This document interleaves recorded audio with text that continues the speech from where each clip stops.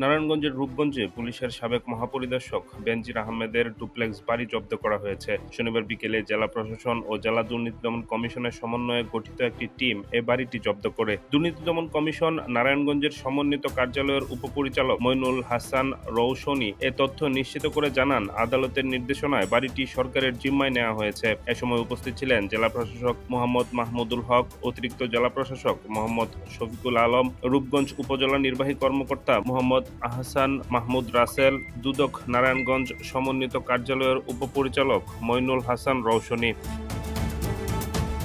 স্থানীয় ও সংশ্লিষ্ট সূত্রে জানা যায়, 2022 সালের দিকে রূপগঞ্জে বাড়িটি নির্মাণ করা হয়। বেনজির আহমেদ দেশে থাকাকালীন মাঝে মধ্যে এ বাড়িতে আসতেন। সার্বক্ষণিক নিরাপত্তায় বাংলোতে কেয়ারটেকারের পাশাপাশি দুটি কুকুরও রাখা হয়েছে। এর আগে দুদকের আবেদনের প্রেক্ষিতে গত 12 জুন আদালত তৃতীয় দফায় বেনজিরের আরও বিপুল সম্পত্তি জব্দ করে। ওই তালিকায় এ বাংলোটি ছিল।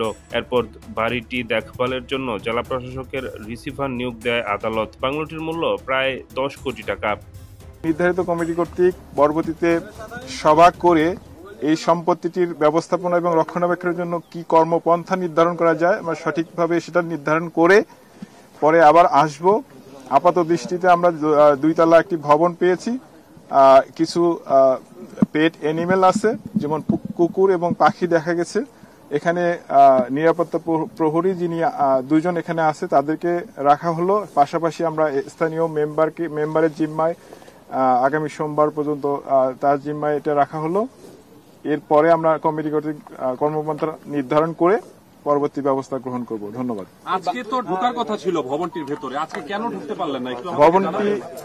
ভবনটি আপনারা নিজেরা দেখেছেন, ভবনটির ডিজিটাল লক সিস্টেম আছে। এখানে এটা খোলার জন্য আমাদের উপযুক্ত টেকনিশিয়ান এবং ইকুইপমেন্ট আমাদের সাথে না থাকার কারণে আমরা আজকে এটা ঢুকতে পারিনি। এই জন্যই আমরা খুব শীঘ্রই আমরা আগামী 3 দিনের মধ্যে আবার হয়তো আসবো, এসে আমরা পরবর্তী আমাদের কার্যক্রমগুলো গ্রহণ করব। এই বিষয়ে আপনারা তফসিলভুক্ত সম্পত্তিতে আমরা ক্রোকাদেশের জন্য আমরা নোটিশটি লাগিয়ে দিয়েছি। এখানে বিস্তারিত বলা আছে।